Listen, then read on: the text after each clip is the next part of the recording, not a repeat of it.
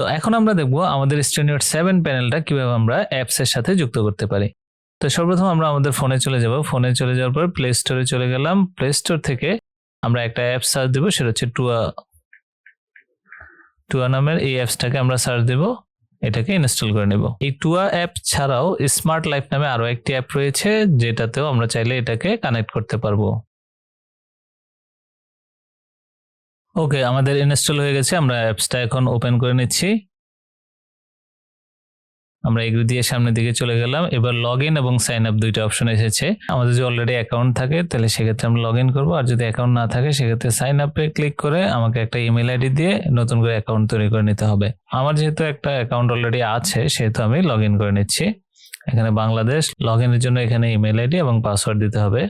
Email ID এবং password দিয়েছি, I এগ্রিতে দিয়ে দিলাম। এবার লগ ইন দিয়ে দিচ্ছি। তো আমাদের কিছু পারমিশন চেয়েছে, অ্যালাউ দিয়ে দেবো আমরা। এবার আমরা আমাদের ডিভাইসে চলে যাব। ডিভাইসে যাওয়ার পরে আমাদের সেন্সর অংশে চলে গেলাম। সেন্সর অপশনে আসার পরে এখানে আমরা ওয়াইফাই ক্লিক করব। এখানে বলেছে turn on Bluetooth on your phone, it is necessary for wifi configuration. আর নাম্বার 2 বলেছে connect your phone to 2.4G wifi network.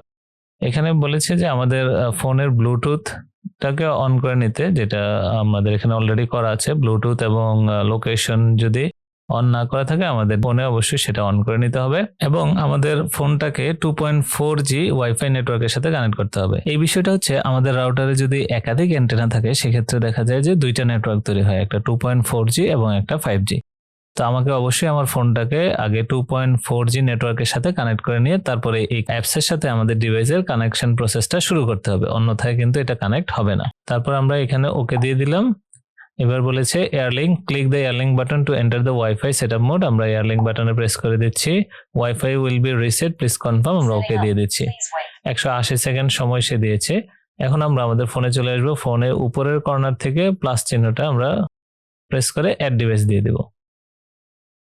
আমাকে ব্লুটুথ এবং লোকেশনের পারমিশন চেয়েছে, হোয়াইল ইউজিং দ্য অ্যাপ আমরা দিয়ে দিচ্ছি, অ্যালাউ দিয়ে দিলাম। ওকে, আমাকে ব্লুটুথ অন করতে বলছে, আমরা অন করে নিচ্ছি। সবকিছু অন করা শেষ। এবার এই যে আমাদের ডিভাইস কিন্তু অলরেডি সে স্ক্যান করে পেয়ে গেছে। আমরা এটার মধ্যে ক্লিক করছি। এখন সে ওয়াইফাই এর পাসওয়ার্ডের জন্য চলে আসবে। এই যে আমাদের নেটওয়ার্ক গুলার নাম এখানে শো করেছে। এখন আমি যেই নেটওয়ার্কের সাথে এটা যুক্ত করতে চাই, অর্থাৎ যেই রাউটারের সাথে আমি যুক্ত করতে চাই সেই রাউটারের পাসওয়ার্ডটা আমাকে এখানে দিতে হবে। তো রাউটারের পাসওয়ার্ডটা আমি দিয়ে দিচ্ছি।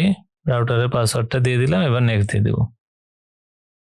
এখানে অবশ্যই খেয়াল রাখতে হবে আমাদের এখন আমি যেই জায়গায় অবস্থান করছি এইখানে রাউটারের সাথে এই ডিভাইসটা কানেক্ট হচ্ছে।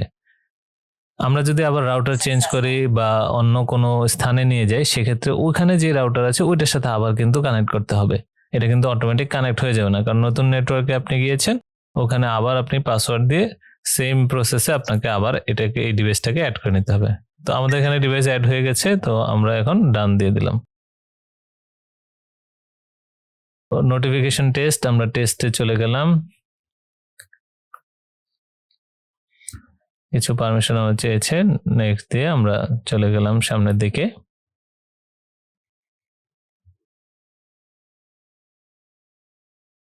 ওকে, আমাদের এই যে এখন অ্যাপসের মেইন ইন্টারফেসে চলে এসেছে।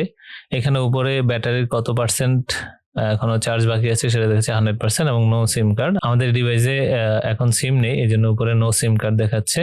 এখানে এওয়ে, হোম, এসওএস, ডিসআর্ম এই সবগুলো বাটন আছে, যেটা আমরা সাধারণত এই রিমোট থেকে যা যা করতে পারি এই সমস্ত কাজই আমরা অ্যাপস থেকে করতে পারবো। এবং অ্যাপস থেকে আরো কিছু এক্সট্রা কাজ করা যাবে, সেটা হচ্ছে এই ডিভাইসের যে সেটিংস গুলো আছে এগুলো চেঞ্জ করা যাবে। তারপরে ডিভাইসে সেন্সর অ্যাড করা, ডিলিট করা, এই রিমোট কন্ট্রোল গুলো অ্যাড করা, ডিলিট করা, এই ধরনের সমস্ত কাজগুলোই করা যাবে। তো আমরা এই সিকিউরিটি রেকর্ডে যদি যাই তাহলে এখানে আমাদের এই ডিভাইসটা কখন কি কি ঘটনা ঘটিয়েছে, কখন বন্ধ হয়েছে, কখন চালু হয়েছে, কখন অ্যালার্ম এসেছে, এই সমস্ত রেকর্ডগুলো আমরা এখানে দেখতে পাবো। অ্যাক্সেসরিজে চলে গেলে এই যে সেন্সরগুলো, entry sensor, motion sensor, urgent sensor, general sensor, controller, doorbell, keypad, তারপরে সেন্সর ওয়্যার্ড, এই সমস্ত অপশনগুলো পাবো যেখান থেকে আমরা সেন্সরগুলো অ্যাড করে নিতে পারবো। আর সেটিংসে যদি চলে যায় সেক্ষেত্রে এই যে আর্ম ডিলে, আমি যখন আর্মিং এ চাপ দিচ্ছি কত সেকেন্ড পরে গিয়ে সে সিস্টেমটাকে আর্ম করবে। তারপর টাইমার যে সেট করতে চাই সেটা আমরা সেট করতে পারবো, লোকাল অ্যালার্ম, বন্ধ করা, চালু করা, তবে সিস্টেম ভলিউম, মানে আমাদের এইখানের ডিভাইসে যা যা অপশন আছে এই মোটামুটি অনেকগুলো অপশনই এখানে আমরা পাবো, অধিকাংশ অপশনই। তারপর এখান থেকে চাইলে আমরা ফোন নম্বরগুলো সেট করে দিতে পারবো যে এই ফোনগুলোতে কল দেওয়ার জন্য, যেটা আমরা ডিভাইস থেকে করতে পারতাম এটা এখান থেকেও করতে পারবো। তো আমরা এই 4টা বাটন অলরেডি জানি। এবার মানে হচ্ছে সিস্টেম আর্ম হবে, এই যে সিস্টেমটা আর্ম হয়ে গেছে। তো এই অবস্থায় যদি কোনো সেন্সর ট্রিগার করে তাহলে সে অ্যালার্ম বাজাবে। আমরা চাইলে এখান থেকে ডিসআর্ম করে দিতে পারি, এবং প্রতিবার করার সাথেই কিন্তু একটা নোটিফিকেশন আকারে আমাদের এই অ্যাপসে চলে আসছে। আমরা এসওএস চাপ দিলে আমাদের এই ডিভাইসটা সাইরেন বাজা শুরু হবে এবং নাম্বারগুলোতে কল যাওয়া শুরু হবে। এসওএস বাটনটা হচ্ছে অনেক সময় আমাদের কোনো বিপদের মুহূর্তে যদি এরকম প্রয়োজন হয় যে দ্রুত অ্যালার্মটা বাজানো প্রয়োজন, সেক্ষেত্রে এসওএস বাটন চাপলেই আমাদের এই কাজটা হয়ে যাবে, যেটা আমরা রিমোট থেকেও আসলে করতে পারি। এসওএস বাটনটা চাপ দিয়ে ধরে রাখলে আমাদের ডিভাইসটা এসওএস ফাংশনে চলে যাবে এবং সে সাথে সাথে সাইরেন বাজাবে এবং কল চলে যাবে। এটা আমরা এখান থেকেও আমাদের এই অ্যাপস থেকেও আমরা করতে পারবো। অনেক সময় এরকম হয় যে বাসায় বৃদ্ধ কোনো লোক আছে যার মেডিকেল অ্যাটেনশন দরকার, কোনো স্পেশাল কেয়ার দরকার, সেক্ষেত্রে তার কাছে যদি রিমোটটা থাকে, সে তার যখন প্রয়োজন হবে সেক্ষেত্রে এসওএস বাটন চাপলেই সাথে সাথে ডিভাইস কিন্তু অ্যালার্ম বাজা শুরু হবে। সুতরাং সেক্ষেত্রে তার দিকে সবার অ্যাটেনশন চলে আসবে।